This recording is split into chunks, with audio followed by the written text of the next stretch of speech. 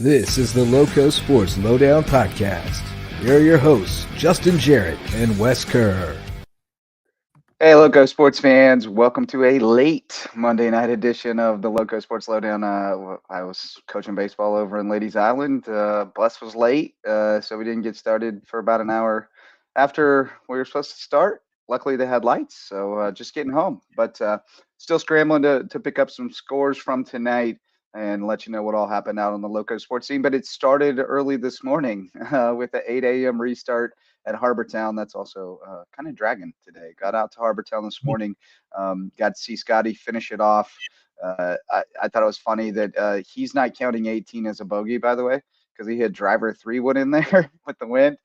He said that's not a par 4 today, so he's counting that 5 as a par on 18, and nobody was arguing with him because Scotty Scheffler is the champ of the RBC Heritage, as expected. No surprise this morning, but it was pretty cool to see the post round interview and I got to see him interact with his parents on the 18 green and then talk with his dad a little bit afterwards. Scott, terrific people, and really kind of brought a little more focus and insight into who Scotty is and kind of what makes him tick and those kinds of things. So look forward to doing some writing tonight or tomorrow and getting that posted on Scotty Scheffler's big win. But we also had all kinds of high school stuff going. Did you get out to the Patrick Henry Hilton Head Prep game? Yeah, great game and really impressive start from JP Perky for Hilton Head Prep, went all the way. Solid.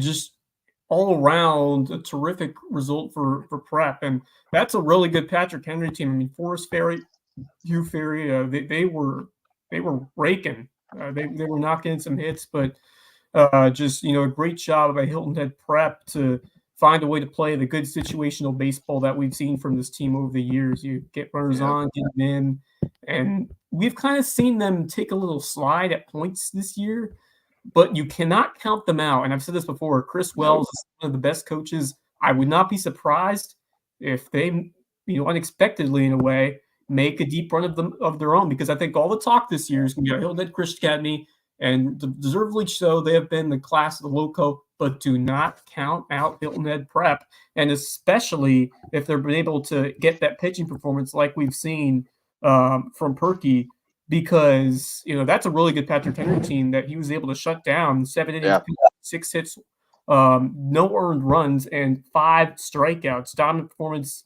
And then Jackson Stan with a controversial home run.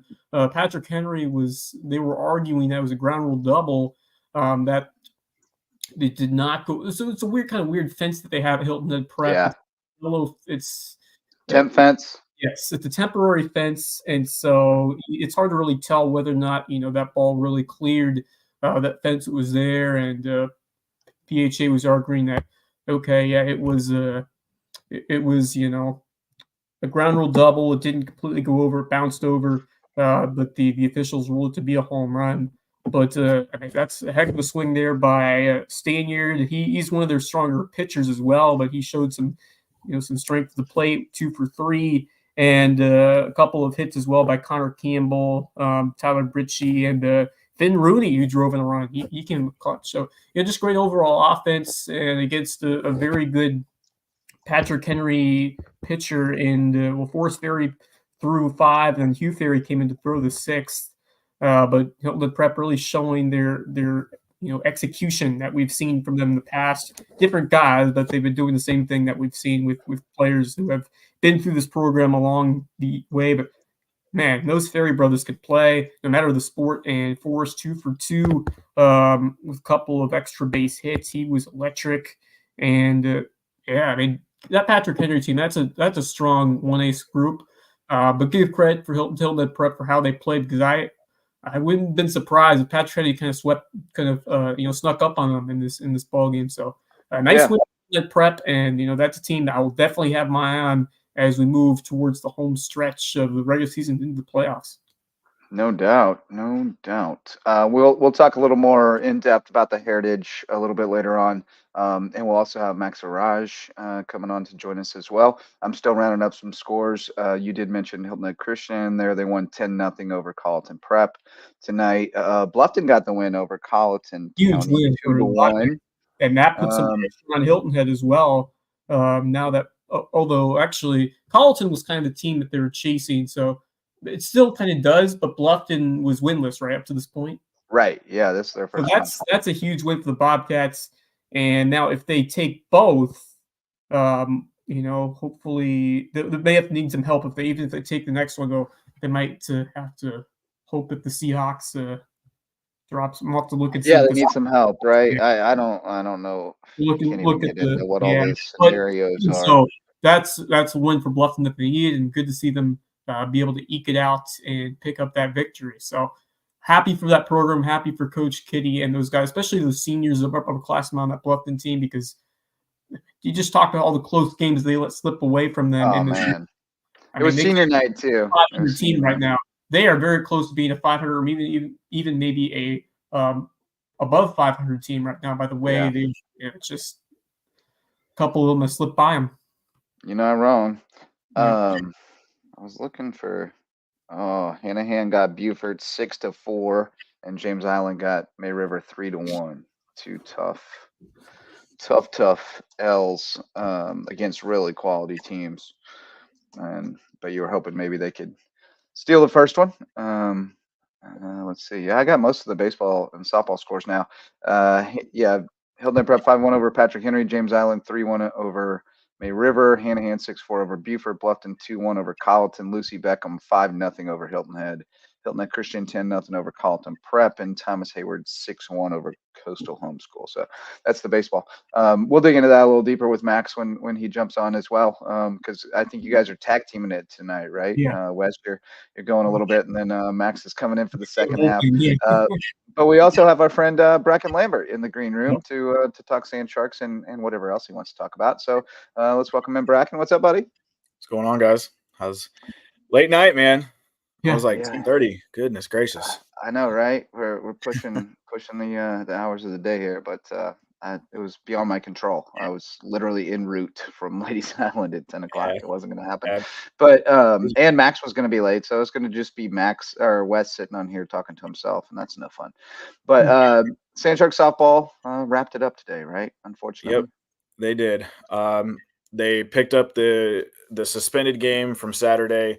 I believe it was like in the second or third inning, and Georgia College took that one 5-0, and then finished out the season with another loss, unfortunately, 3-1. So we've talked about it. Wes and I have talked about it. We've talked about it, off the air and everything like that. I mean, it's a tough season. You finished 20-25 for the year, and that's not a bad year compared to last year where, you barely broke 20 wins and you're over 40 losses, and, you're making it to an NAIA opening round, but now you don't have that fallback plan to say, oh, hey, we can do this. Yeah. If we were competing in the Sun Conference, this team would dominate the Sun Conference, I feel like, if we were still playing in the NAIA. But when you play a D2 schedule and you play better competition, you're going to find out where your weaknesses are. And I don't want to say that it's a big weakness. I just think that having only a 3-arm pitching staff was eventually going to catch up to us. You can only rely on Sierra so long. And she pitched her butt off all season long, 10-9. And I think that 10-9 record doesn't show really the best that she had. She had a sub 2.5 ERA, over 100 plus strikeouts, very few walks. I mean, she was the ace, and that's an ace that we really haven't seen over a multi-year period in a long time. Probably Ashley Layman days, at least that's what I would think of. That's the last time we had an ace, and you had 1A, 1B with Ashley and Christy back in the first few years. I mean, you had two people who were back-to-back Sun Conference pitchers of the year on the same staff for like 3 years, right? Like, it was unreal. Yeah. And so then you have that, and then the good thing is that you're only losing 3 seniors. I mean, you're gonna feel the loss. I mean, I hate and one of them unfortunately, didn't really contribute this year. So right. I mean, that's Zanaya, unfortunate, but it also means it's like it's not a loss in and productivity. you have a lot of talent coming back on this team. I mean, just you hope that everybody stays around for next year who is eligible to do that. But I mean, Jaden Goodwin was a huge spark plug. Mackenzie Ford. I mean, you only have 3 seniors. Obviously, there are 3 key seniors. It's hard to replace the playmaking, especially a shortstop that Devin Weller provides. So you're going to have to find an option there. But you've got that internally though. You've got that with Jaden. Jaden played all 3 of the there you go. infield positions besides first. Yep. She started off the season at second. Well, that's beautiful because that gives you flexibility in recruiting. Right. If you miss on a shortstop, then you play her there. If you miss on a third baseman, you play her there. And then you have one of the best catchers in the conference, in Addie Reynolds. You need that prominent backstop. She's coming back for next year. Then that outfield, you lose Coleman, but Darren Miller, and then you can have that tandem of Whitlock and you got Surya Simmons, who's going to probably slide right in there to right. I mean, if you're looking at it right now, your lineup doesn't change that much. And Surya's got a little bit of, she's more of a power slapper than she is just a straight slapper. So she can fill in nicely there in right field and then have her and Tamaya on the on the corners. That's going to be good. And then you're bringing back both Abby and Cassie on the pitching staff, and then we're also keeping in the family. This is the fun part is we know a couple of the we know the recruiting class. You're probably still going to go try to get a JUCO arm or something like that. Yeah. I keep saying you want to have that, but you need somebody who's going to be a power who can drop a 3-run homer on you quickly. Yeah. And you don't have that part per se right now, but it's in the family because Addie's sister, Baby Reynolds. Yeah, Baby Reynolds is coming up. I can't. I'm losing my thought process of her first name. So, but she's a corner. She plays the corner infield spots, and you've got Kenzie at first, and you've got Mariah at third, who you can pencil in if you had to pencil in the kids right now. That's who you would probably put in. But I mean, that's gonna be fun to see her come out there, and she's taller than Addie, and even has got a little bit more pop. So nice. I think that's going to be. You said she's third base. Third baseman, yeah. Yeah. Okay. All right. So you can, she's. So you got Goodwin either at second or short, and then. And you got Chloe Turner, who's played really solid. Yep. She doesn't produce big power numbers, but she has the ability to hit the long ball, and she's got good gap to gap power. But again, I think that's where are you going to find that power hitter who you can plug into that lineup? Because we could talk all day about the history, but then you've got you think about those power hitters that we had 2012 to 14 or whatever. Yeah, there were some real menaces. Mariah Sanborn, Maddie Bird, Taylor Triplett. I mean, all of those. That list is literally just peppered in with the OG 2012 Sand Sharks in the home run list, in the RBI list. So it's going to be. I'm excited to see what happens for Team 14. Heading into next year. Yeah, can you believe it? That I don't know where the whole team, I remember Team 4. I definitely remember Team 4. It just kept running. Team 5, Team 6, and I just can't believe we're 13. Yeah, this is Team 13. And Cody sent posted a real nice message on her Instagram, and coaching's tough, man. I like whether you're a coach and JD, you know this, but I mean, whether you coach high school or college or middle school, travel ball, whatever, you're investing your time and you're investing, the time away from your family and all that kind of emotion. Stuff. Yeah. So much emotion. And Cody said that, this team like pulled out the love of coaching again. Of course she enjoys coaching. That's her career path, what she loves doing. But to really bring that out again, this group of girls were tremendous. I know exactly what she means. Yeah. They're a joy to be around. They go about their business. They're the reason you do it. They're coachable. You see the progress. You connect the dots, and I know exactly what she means. Exactly. Yeah. So it's going to be exciting to see them continue to grow. Next year's class, man, I'm hating that we're going to have to see them go. That's a much bigger class. Jaden, Mariah, and Kenzie are the 3 transfer coming in as the juniors. But then you're losing Darren, you're losing Addie, you're losing Sierra, and you're losing Abby. You're losing 2/3 of your pitching staff next year too. So let's get Max in here. He probably wants to talk USCB softball. What's up, buddy? Yeah, Mad Max Arraj joins the show. So next year, the class of 2025 is going to be a little bit. That's going to kind of feel like this past Saturday with 11 seniors on baseball. Also, I mean, we talked about it, but for those, some people don't join us for the weekend. Some people just watch 5 days a week.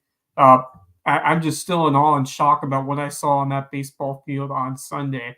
Truly a thing of magic out there on the field, and just rekindling it in my mind and reliving it to just watching the footage back again. I mean, just what everybody did and to pitch into that big 9th inning, and what Josh Patterson will do to help it formalize by his sensational job out there in the mound to keep his team in it. I just go back to that at-bat from Seth Robinson, who did a great job finding a way to get on. He ended up being a winning run, but he had to battle to get on base. And just all these guys who have, that next man up mentality, because some of those players had to step into this game in this finale of the series where they didn't play before, like in those first 2 games. And you see guys like Matt Cromer and Hudson Morgan and some others, picking up some big contributions and helping that 9th inning sustain itself. And especially, just after the letdown of what happened in that 8th inning, where, it looked like you had a great chance to come back, and then it got you, and it blew the air out of just the dugout. It just demoralized you, but they still had that, fire in themselves to get it done, even when the chips looked like they were down at their biggest possible margin. So I'm just really proud of that entire group and the leadership that helped to, really spark it. And these guys, Nico Andre, pinch hitter coming in the game. Yep. I mean, when you're cold like that and you have to know, okay, you're coming in, and it's not just any spot, it's with the game and possibly the season on the line. And what does he do? He comes up huge and wins the game. I mean, just stuff of legend right there from Andre. And that's a game that we will all remember where we were at that moment. Even no matter how far they come, it's something that will resonate with this team and will build on itself, this program, for many years, especially as this transition period continues and concludes. You guys want to hear the call again? I'm always ready. I watched it about 4 times already today. Holy cow! And smacked over into right field, into the gap. Here comes the tying run, and Kirkland Robinson coming around to score. The Sand Sharks have won it. You can hear the soccer girls in the background, like, holy crap. And the funny part was, all season long, and I don't know why we didn't change this, but all season long we've kept the windows closed because of how loud the speaker is blaring inside. And wouldn't happen on my watch. But Saturday or Sunday, yesterday it was so hot, and then it's 55 degrees Right. today, but it was so hot that I just said, screw it, open the windows, let's go. Like, we got to open the window, we got to get some air flowing in here. I'm sweating. Soccer girls are hot. It's, I'm sure Max and Wes are sitting there like, bro, I'm dying over here. We probably went through. I can't handle the window closed. I can't hear the game, and so I lose focus when I can't hear the audio cues of the game. Yeah, I probably sweat through my shirt that day too. So I sweat Speaking through of which, and it sweats through again. So I'm pretty sure we had both the hottest and coldest heritage on record this season. This year. But It was the hottest on record for 3 days, and then this morning was probably that had to be the coldest I've ever been out at Harbortown. That rain dropped to last 20 night degrees. and this morning were awful. But I just was like, I'm sitting there like getting ready. I move over to the music laptop. Emily Worrell, our goalkeeper, she's like, wait, what do I do with my hands? I don't know what to do. I'm like, I'm typing in Snake Farm as I see the play developing, and I'm like, let's get it, play it. It's just a special team, and those guys were great. We waited. Coach Ted talked to them for 15 minutes. So Gina and I were just waiting in the dugout, waiting for them to come in, and got to talk to Tucker, talk to JP, and talk to Nico just for a split second. Just wanted to congratulate them on that. And the best part is they got the weekend schedule or the weekend series with Aiken, and it was originally scheduled. And I haven't posted it yet on social media, but Aiken agreed to adjust the weekend series so that our seniors can walk. I think I did maybe mention it previously. You mentioned it last night, yeah. Pretty cool. So hats off to Aiken for doing that. But that's great. I mean, they deserve that moment to walk, and amen.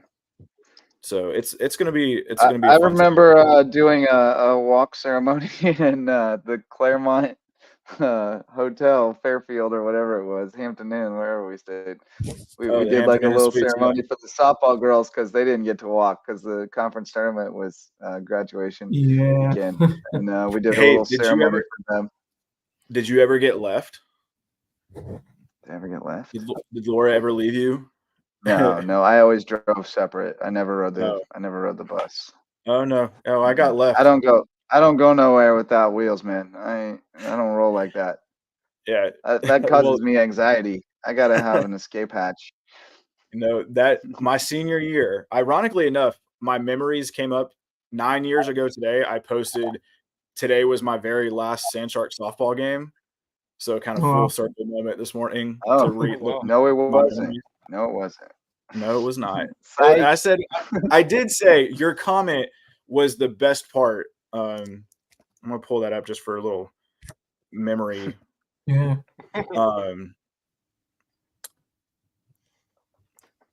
So thanked all of you guys because y'all were great. All this fun stuff. You were okay, but nothing special. Seriously, though, it kind of gives me a panic attack thinking about you not being here next year. I remember that. I remember that comment. It did too. It truly did. Yeah, but I mean, it was. How am I going to do all this? I'm wondering the same thing. I'm just glad I've got Aaliyah. I've got. You Ashton now fully understand that comment, right? Like now you. Fully I think I understood it back then. But now it was really great. Understand it. But I woke up and I saw that this morning. I was like, oh, that's a cool little memory to kind of fade back on. And we're still in the same spot. We're still right there on that right side of the field. That's right. But that's right. So you got baseball this weekend at Aiken. Well, Wednesday at Pembroke, and then this weekend, and then is that it? Track and field. Track and field. Oh, track. In Daytona for conference championship. Okay. So hoping to see some individual crowns. I know Gina's going to go down to Daytona with them. I think Martello and Cam have good shots in both of their events. And then Sophia Stafford, she's slowly picking her way up and she's improved every single event or every single meet that they've competed in. And I think she's sitting tied for 4th in the shot put and the discus. So Nice. Hoping to see her get on that podium, baby. Get up there, man. Just earn that. That was she's been working really hard. She was honored as the women's track and field MVP this season. So nice. Nice.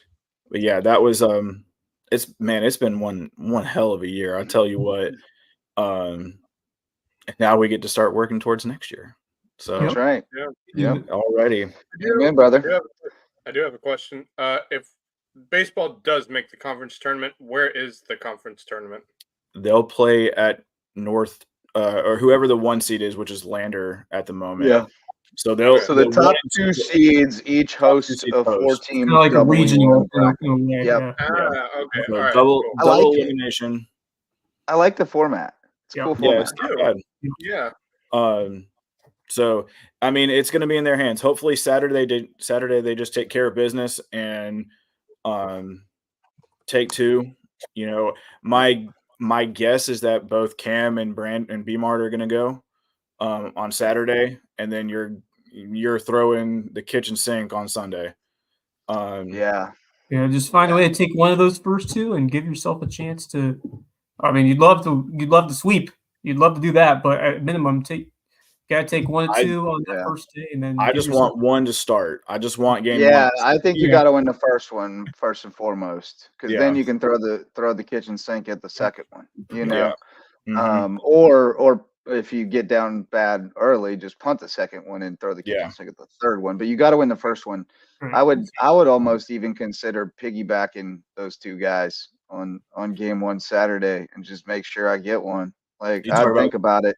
Piggybacking B-Mart. Like if Cam goes 5 2/3 and you got the lead, I'd think real hard about B-Mart going the rest of the way. Really? I'd think real hard about it. It's not a bad idea. I mean, that's interesting. I'd think real hard about it, and then go all hands on deck to get the second one, and then who cares about the third one? Yeah, I mean, if you win the first 2 and you punch your ticket, man, that game means nothing. That last game means nothing. I would pick out the 2 guys I trust the most and say we're throwing them both game 1 and we're getting game 1. Me personally, philosophically, that's what I would do. It's a risky decision, but at this point, I mean, you're trying to do anything you can to sneak in, and I mean, there's nothing to lose at this point, especially in this process. I mean, I would definitely incline to take more of a risk in the situation, but we'll see what Ted Falker decides to do and how he plays it. Yeah, I'm excited. Yeah, I mean, this is everything you hope for. That it comes down to the last weekend. And the thing is like there wasn't the beauty in it is that you're fighting for it. Right. It's not kind of something to play for. Yeah, you got something to play for. There's I mean, we saw softball this weekend didn't really have anything to play for, and it's hard. It's hard. But I mean, there's a couple. There's we've said it before. There's a number of games that stick out that say, if this happened, we'd be in a different position. But if, ands, or buts, what it is, whatever. Yeah. But that didn't happen here at baseball. Those games were, there was there wasn't ever a game that was, where they got. Yeah, they won most of the ones that they were in. Right. Really. If they, I mean, that Georgia Southwestern series, and then, we're riding that high. Georgia College comes in and just, kicks our teeth down our throat. And then, we struggle there for a couple weeks, but then you pick up that win against Lander.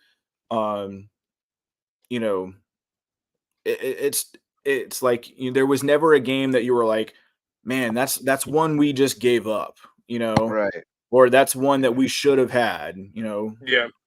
But softball was a different story, though. Yeah, they had a lot of close games. There were a lot of games where softball could have won. Right. Somehow, some way, the other. Hey, boys, it's almost 11, so we should probably move on to other topics. But and you should probably go to bed, Bracken.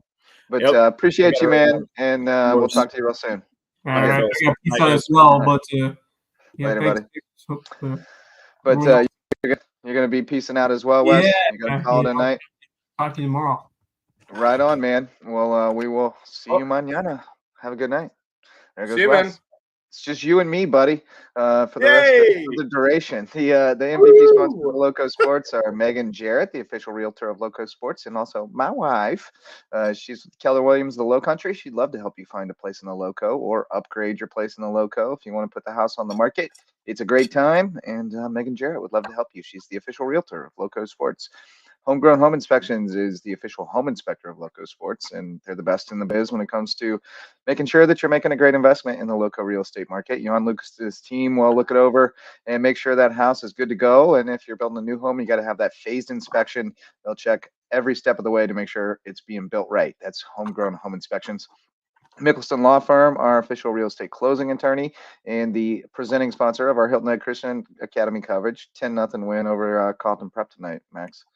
Mickelson Law Firm been with us since the beginning. They were our first sponsor back in 2017, and we appreciate Ryan and Tiffany and all their support over the years, and hope you'll call on them for your legal needs. And Hospice Care of the Lowcountry is our official hospice provider, the only not-for-profit hospice in Southern Beaufort County, and they're doing great things. I hope you have tickets to the Yacht Hop, but if you don't, better luck next year. But it's going off May 18th. Going to be a great event to raise money for Hospice Care of the Lowcountry, where it's not about dying, it's about living. Those are our MVP sponsors. We can run through some scores here, Maxie, and Yes, I've got sir. quite a few of them at hand. We went through the baseball. Couple big ones in there. Bluffton with the 2-1 win over Carleton County. Outstanding Finally. victory for them. Hanahan with the Finally tough got L. a Yeah, I region. know. Finally got one. Another close game too. They do not make it easy over there. It's always a tense situation for the Bobcats. Yeah. But yeah, they win 2-1. Pulling up the stats now to see who was dealing. Miles Fry, 6 Ks, 3 walks, 3 hits, 1 unearned run. Really good outing from him. Didn't do a lot on offense, but Gavin Carrick came up with an RBI double. Bradley Robbins had a RBI single. So those were the big knocks for the Bobcats tonight to get the job done. So they stay in the hunt to try to maybe get into the playoffs if there's some kind of I don't know what the tiebreaker is. Highly doubt it, but yeah. Well, I mean, they would. Yeah, I don't think so, actually, now that I think about it, because Hilton Head, they won. How many they win in region? Few, I think. I think they won 3, 4. right? Yeah, they Yeah, beat 3 the or 4. Bobcats once. They beat Colleton once. They beat the Bobcats twice. Yeah, so they've got 3 wins. So Bobcats can't catch them. I don't think they can get in the playoffs. So I think that's a moot point. But they get a dub on senior night nonetheless. So that's good. Cool. And Hanahan got Beaufort 6-4. James Island got May River 3-1. 2 good games there. Softball, St. John's Christian beat Patrick Henry 5-4. We think that was, somebody said they think that was the score. It was a 1-run game. Carleton County routed Bluffton 17-1. Lucy Beckham routed Hilton Head 19-0. John Paul II routed Andrew Jackson 16-5. Battery Creek routed Cross 14-4. A lot of lopsided games tonight. Carleton Prep lost 15-11 to Calhoun Academy. So that's a little bit shocking. Calhoun must be good. And Bridges Prep senior night, they ran it up on Hampton 23-11, won by 2 touchdowns. Didn't get the extra points. Soccer scores have been late to trickle in tonight. Got the Patrick Henry scores. Girls won 2-0 over Trinity Christian. Boys won 4-0.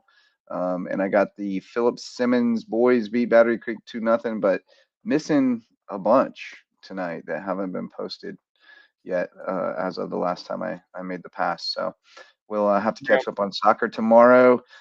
Tennis, JP2 7-2 over HHCA. We talked with Bracken about softball.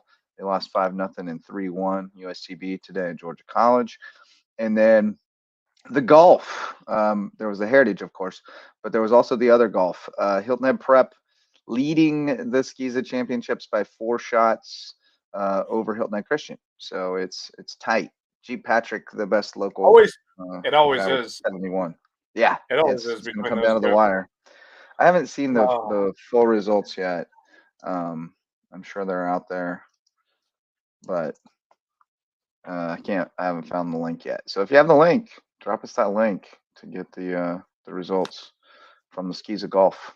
But we do know that Hilton Head Prep shot 291 and leads by 4 per a text from Wes earlier. So that's what we know. What do you think, buddy? What do you think? That James Island Think about May all River that. score. Yeah. Yeah.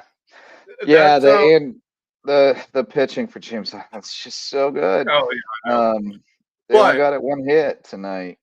But it was a 2-run game at James Island. That gives me a bit of hope for the May River game, which I believe is that tomorrow? Wednesday. And then they have Lucy Beckham at home Thursday. So hold on. It's interesting.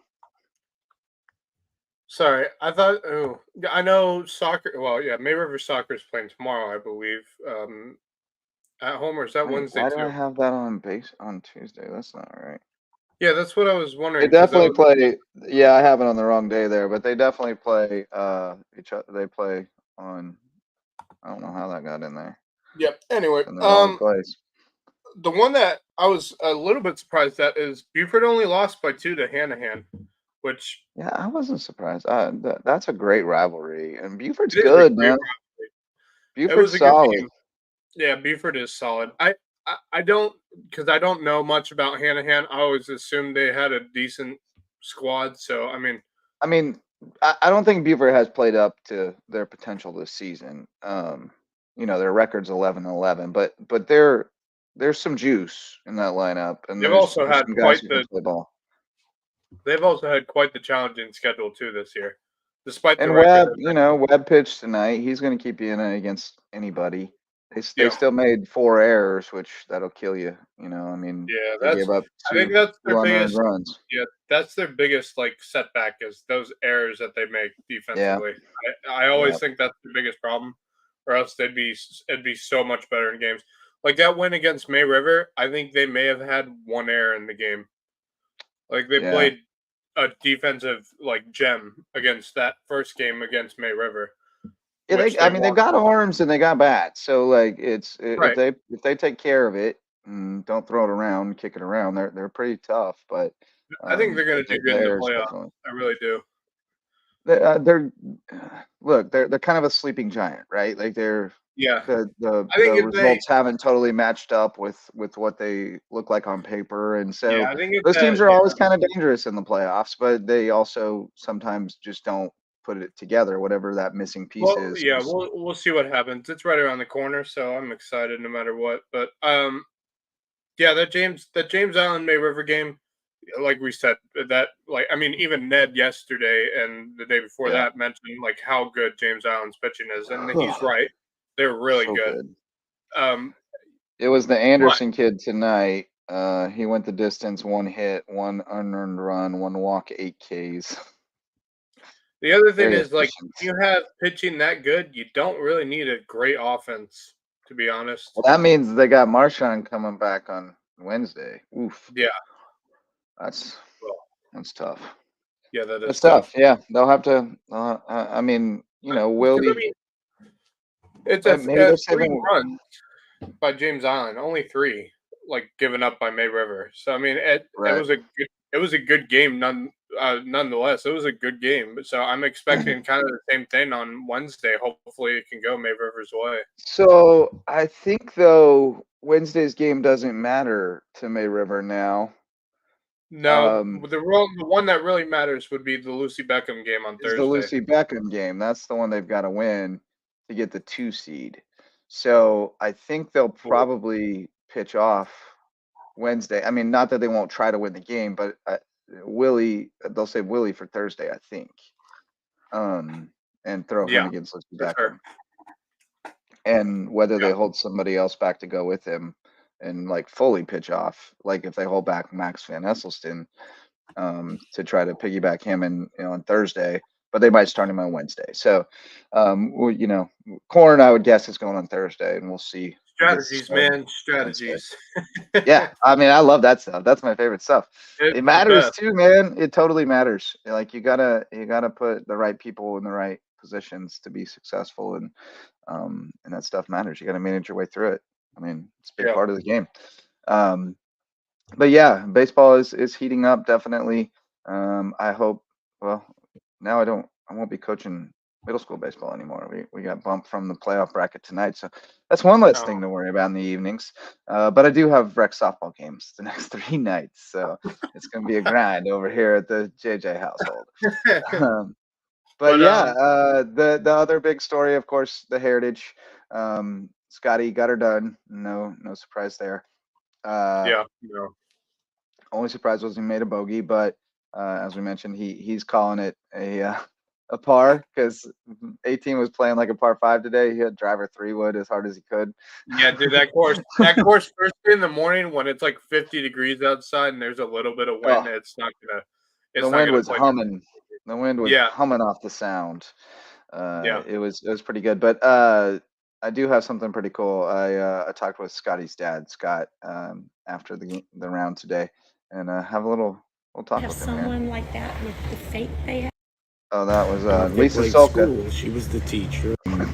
You probably have some thoughts about that. He went around that question. A little bit. I think he's going to be really a good dad. I mean, first of all, he's got a big heart. Right? Yeah.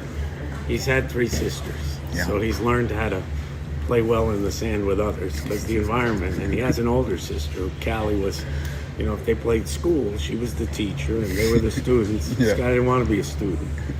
He was a different part. I won't. If he wants to tell you what he was, he'll be fine. But I did not get but that. But he always played with his sisters. Whatever it was, they always did it together for some reason. I mean, they did everything from funny contests, to board games, to TV watching, to getting to and from school, to helping each other.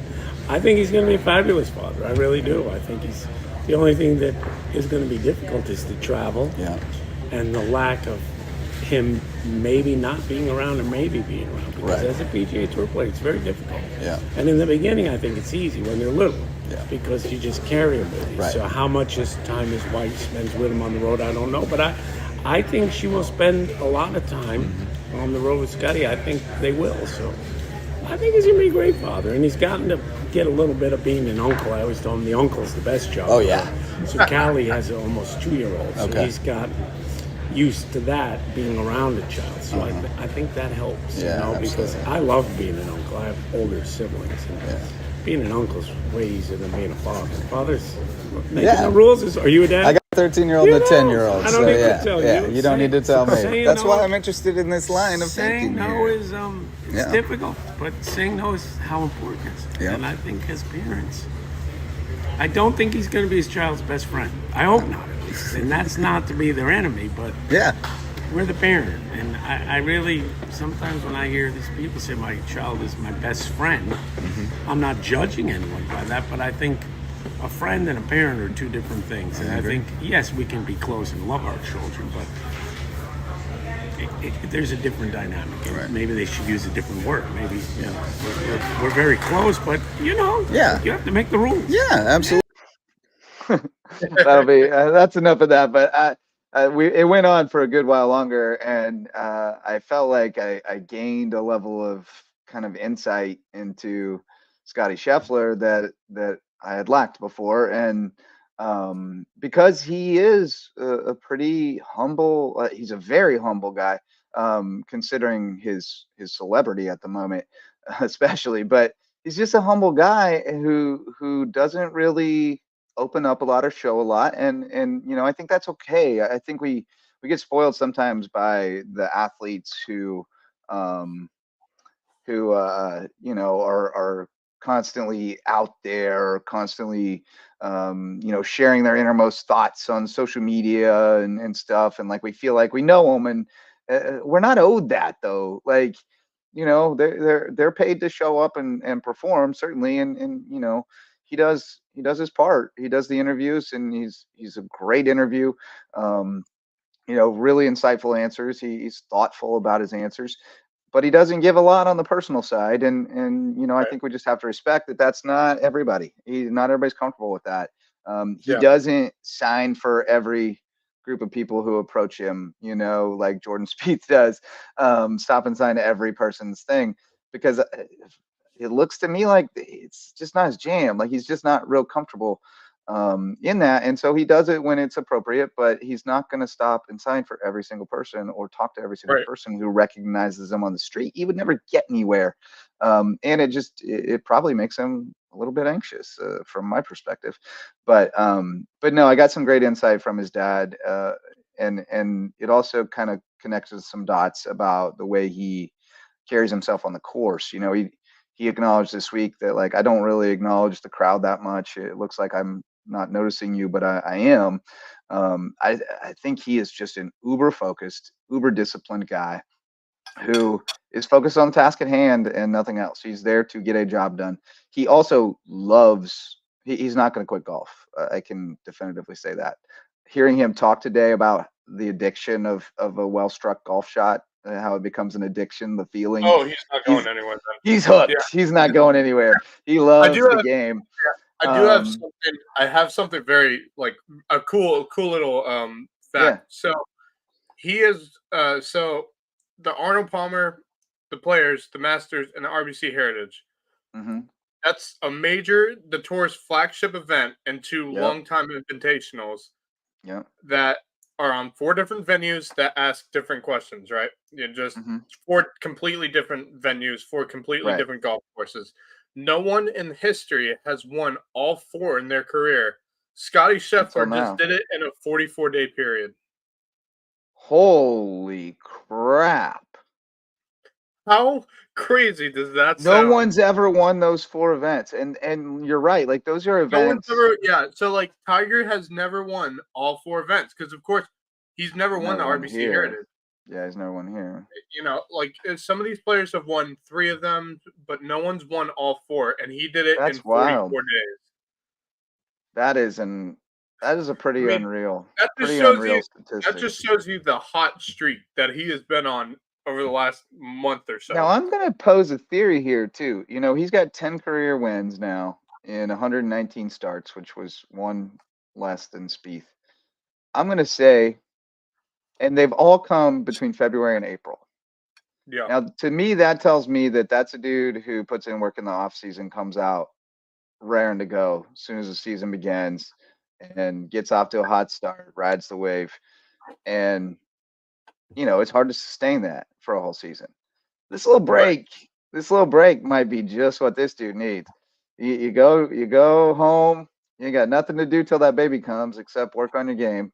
And then once the baby comes, you know, you're going to be very busy, but you're going to definitely need to get out and work on your game some for your sanity. That dude's going to come back for the PGA Championship ready to go. And look out. Like, this PGA Tour gets to breathe easily for a few weeks here while he's at home, but he's coming back, and I think he's going to come back ready to go because this dude is locked in right now, and he's so competitive. He does not like to lose. I mean, the way he's playing, we could potentially see him win all the majors. Like, the way he's been playing, like, you could see him winning. It's a big ask. That's a big ask, but I do see get him him the second one first. I may see him. I think he could win the U.S. Open. To be honest, I really do. I mean, he's capable of winning them all for sure. I'm just saying, like, a lot has to go right to get them all. That course that they're playing on for the U.S. Open. Oh my God, what is it called? I can't remember. Pinehurst. They're at Pinehurst, right? Yeah, they're at Pinehurst. That's right. Yeah. Well, he can win anywhere. I mean, just like you said, just mentioning those 4 events that he's won in the last 44 days. Those are 4 very completely different venues. Very different golf courses. And he won different. And just the number of days it took for him to win all 4, like 44 days, is just unbelievable. It just shows like he is the best golfer in the world, and there's currently right now he is the best golfer in the world, and there's no doubt. Well, the best men's golfer, at least. Nelly Corda's pretty amazing. Best men's golf, yes, I agree. Best men's golfer right now. Nelly Corda's pretty incredible. But hey, let's shout out some sponsors real quick, and then we got some highlights from the Beaufort Hanahan game via our friends at Beaufort's Own.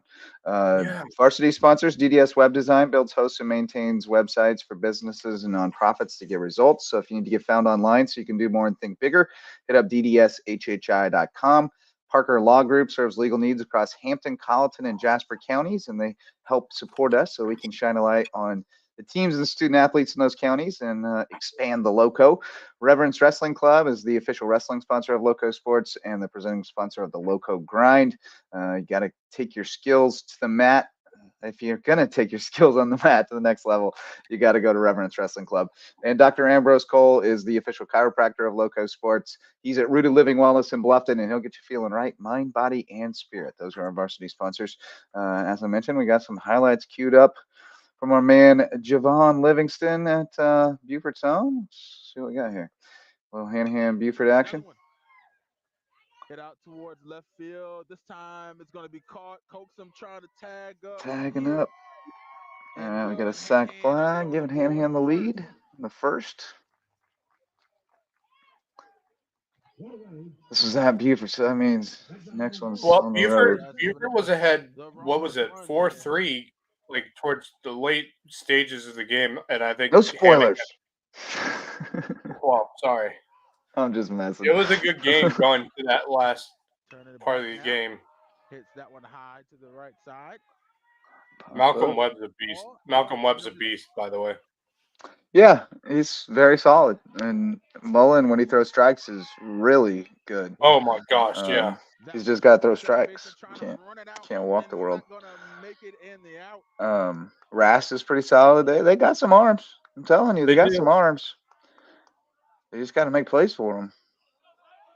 Can't give them extra outs. Extra outs will kill you. Pretty good arm on the hill for Hanahan tonight, too. Softball? No, softball didn't play today. They play tomorrow against Hanahan, correct? Yeah, I believe that's accurate. I think it's Kylie Rast night tomorrow. At Buford. Oh, crap. I got to be at May River. I was going to say I'd drive up and watch the game. Tomorrow's Kylie Rast night.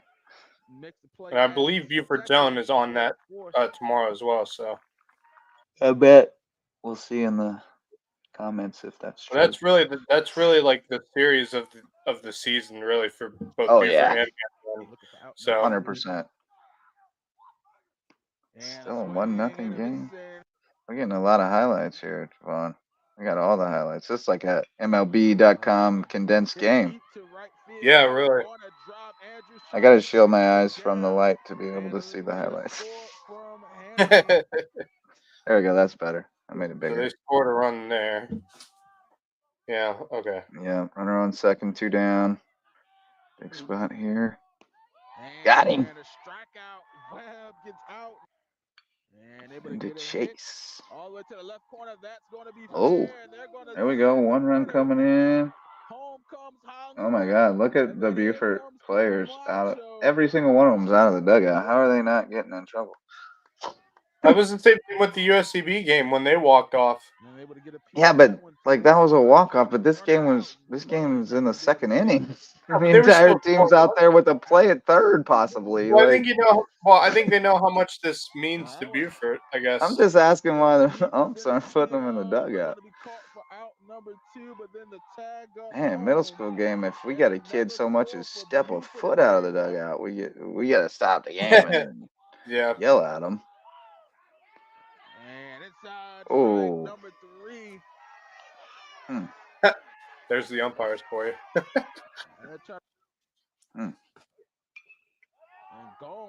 I mean, it's an off-center camera angle, so it's hard to tell, but looked out.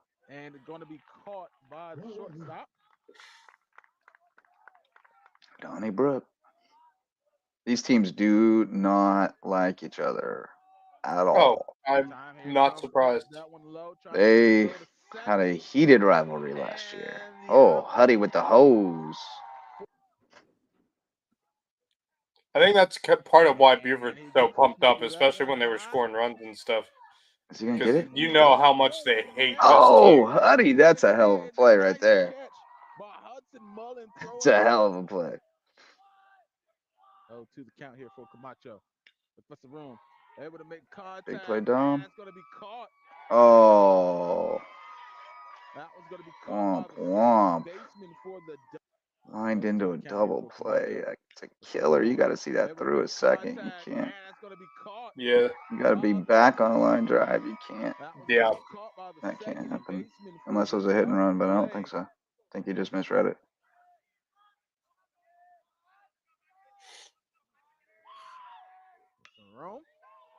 And a hit out to center field there, being chased down. Coax him, going to make the catch.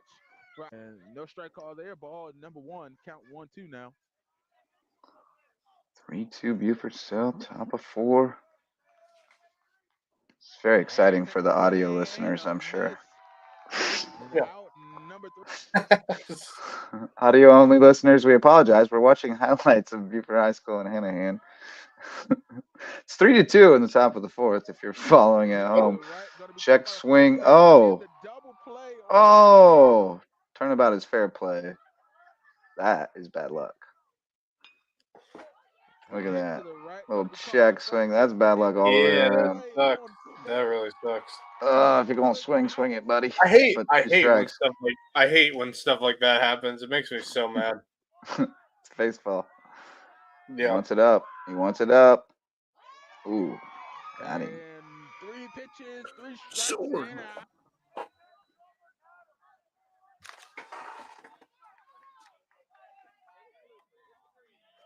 So 3-2 runner on third. Here we go. 1 out. Big spot.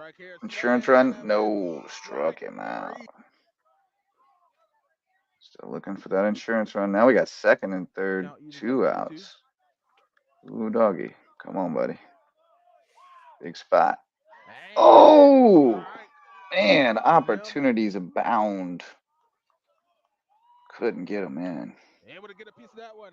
High to center field.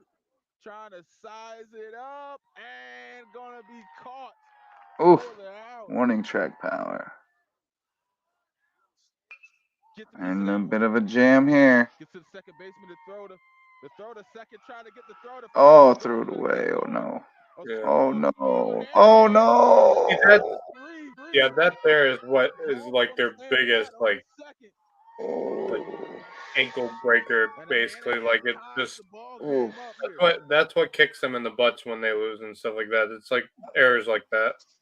I don't even think he could have turned 2 on it, but it's hard to tell. Oh, they threw another one away. Oh, no. Okay. Well, the way the camera cut, I was like, oh, no, did he throw that into center field? There are times when they make some really good defensive plays, and then there are times when they completely miss it. The capability is absolutely there. If they can put it all together for 3 or 4 games in a row, they'll be a really tough out. But, I mean, we just haven't seen them consistently do it yet. They're going to say he's out at first. There's a lot of chirping. Always, I assume there always is between these two. Yeah. I think Buford's pretty chirpy anyway. Like they're just they that's kind of their personality. And Hanahan's a little bit that way too. So when they get together, it's just some teams are just a little more brash and talk more than others. I'm not saying that's like a bad thing. I guess this is one of the sad parts of Buford moving up is we're not going to get to see this like heated. Yeah, that's true. Yeah, but it's okay because we'll get it with May River and Bluffton and Hilton Head. Oh yeah, that's true. I don't think Buford's like friends with anybody. I assume Hanahan's staying down. Yeah, they are. Oh, walked in the tying run. Yeah, I think this is where. Yeah. Oof. Yeah, this is where he got into some trouble. So then they went to. That one out to third, and that's gonna be fair. Oh, yeah, this is where it was. No. Yeah, dude, hit it right in the. Did they hose the other guy at the plate? They are going to send the runners home. Yeah. Got him. And they are going to. We got a triple replay of this one. Got him. And they're going to call the last runner out. Oh, he was out. Oh my God, they were getting heated at that. Oh my gosh, yeah, they were losing their minds. It looks like. Able to get one, trying to run it out to first. Oh, And going to be out. tough way to go, man. Yeah, I know. Right there for the taking. They were up too going into that 6th inning, man. Yeah, that's tough. Out number 2, Mullen. Yeah, there we go. Softball, senior night, 5:45. Game time at 6. Kylie Rass night. Buford versus Coach Hannah Rath. midweek. Is that Coach Rath? I It think sure that's is. Sure is. Coach Rath. There we go. Getting him on. Yeah, I feel that. Coaxum was And there goes the unreal. pitch. High And from up West in Center, the right? air, Catch that. trying to be tracked down and going to be caught. Yeah, this is a tough way, but I have a feeling like Buford's going to be like pissed about this, and they're going to go into that Oh, Wednesday yeah. game and Oh, fight they're going to be for it. mad. They're going to be mad. Hits one out to center field, going But to be mad don't caught throw by strikes. Rucher for out. That is true. You got to throw strikes first and foremost. I assume Mullen would be pitching then. I would assume that as well. Which, you know, if he again, I'm just saying, if he is in the zone, he is tough. God. He The is only rough. way, Yeah, about the only way you're beating him is if he puts guys on base. Yeah. Take the hit, sends it up high, Coaxum trying to He's chase got some it juice. and caught. He's obviously got a freaking cannon on his arm, so it's just Takes a swing locate. at that one. He can throw a BB down to second base now, but 60 feet 6 is shorter. It's a whole different metric. All right. Yeah, So, great highlights from Javon. Javon's the man. He's got softball tomorrow night. He'll have all the proceedings, Kylie Rass night, and senior night for softball, and a big game as well, Buford against Hanahan. So let's shout out the final round of sponsors, the Lowco Booster Club, Court Lifestyle Pros, Daniel and Debbie Corder, Lowco natives with Charter One Realty, who want to bring you home to Hilton Head Island, Revive Rehab, Women's Health, and Pelvic Floor Physical Therapy. Dr. Ali and Dr. Jen are the best. If you've had a baby and you need some postpartum care, call on them. Eagle Creations has promotional items and custom apparel, as well as custom gift baskets and all kinds of other stuff for you at their showroom over on Argent Boulevard. Go see what they can do for you. Jay's Barbershop is the place to be if you need a haircut or just some great conversation in downtown Ridgeland. Stop by and see them at Jay's Barbershop. And Barefoot Floor Care of the Lowcountry. Chris Odom will get your floors so clean, your feet will thank you. Please support our sponsors who make all this possible. Max, who you want to shout out tonight, buddy? Dylan Clark for right. Hilton Head Christian Academy. Actually, there are two things. And now I'll talk about it later. But Dylan Clark drove in 4 runs tonight on, I believe, two hits. And he had a homer as well. So Nice. a really great night for Dylan Clark. Another good night for Hilton Head Christian Academy. They get the win over a solid Carleton Prep team, 10-0. And then they go in and play their final region game against JP2, I believe, tomorrow. No, Wednesday at JP2. Yep. Yeah, really good outing by James Crosby as well. 5 1/3, 1 hit. Yeah, dude, he did strikeouts, fantastic. 4 walks, hit a guy. A little Effectively Wild. Great podcast, by the way. If you're a big baseball fan and you're interested in the analytics side, and Effectively Wild is one of my favorite podcasts. But anyway, yeah, good shout out there. I got to shout out Miles Fry, I think, for that outing for Bluffton tonight.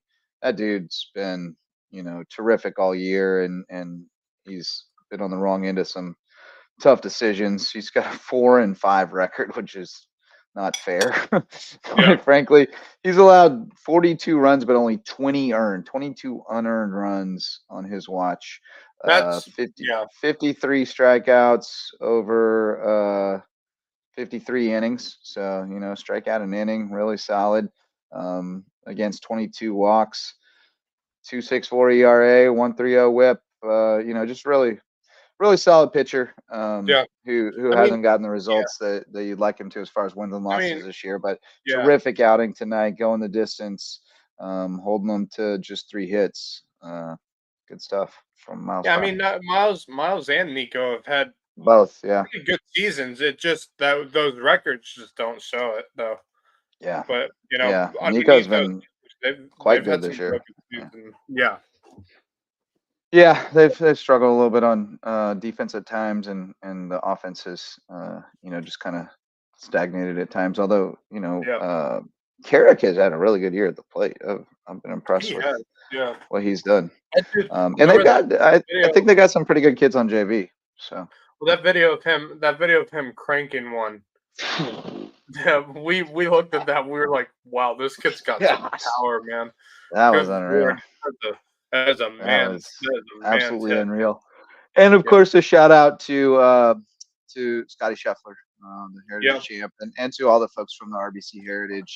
We talked about it at some length last night that there were decisions made by the PGA Tour that were probably counter to what our local people would have called, but it's not their call. And and we told you last night that the policy that was relayed was that spectators weren't allowed today, and there were a lot of spectators there, on 18. So, and that was my understanding, PGA Tour decision, that spectators weren't allowed, but then spectators were allowed, and I don't know, man. Maybe they were just trying to moderate the crowds or whatever. But what you do when you do that is people who follow the rules they miss out, and people who don't follow the rules just show up anyway, and they get to experience it. So that's kind of silly. But anyway, I say that to say that our local people were advocating for open to the public. They were advocating for some things that didn't happen that might have changed your outlook on how the Heritage finished up this year. So just wanted to show love for the folks who run the RBC Heritage year round, and make sure that we keep it here and keep having the impact that it makes on our community. So shout out to everybody involved. It was a fantastic event. The weather did what it did, but could have been avoided, but hindsight's 2020. But overall, just terrific. They do wonderful work. The one thing I'm interested to see coming up is kind of the financial side of it. I do know RBC's contract with the Heritage is coming to its end, so I'm hoping they will re-sign in the next few months or so for a new contract. But I would think apparently RBC's been a bit hesitant with what's been going on with the PGA Tour in and of itself. Right. So we should see what happens. I really hope that RBC comes back for the Heritage, because they've been probably the best sponsor the RBC has ever had. Hands down. And I think this weekend was a good show for them. The crowds were really good. The event was fantastic. The thing. I hope they're back. But I do think that even if they did back away, the tournament is in about 1,000,000% better place to solicit a new title sponsor now than it was the last time around. The event is much higher profile. They've taken it to another level the last few years. I mean, it's really gone to another level as far as the hospitality, as far as the bells and whistles, the extra stuff, the perks. And they've made some really significant improvements on the logistical side that allows you to let more people onto the grounds, to the bigger build out, for example, makes it a much better spectator experience.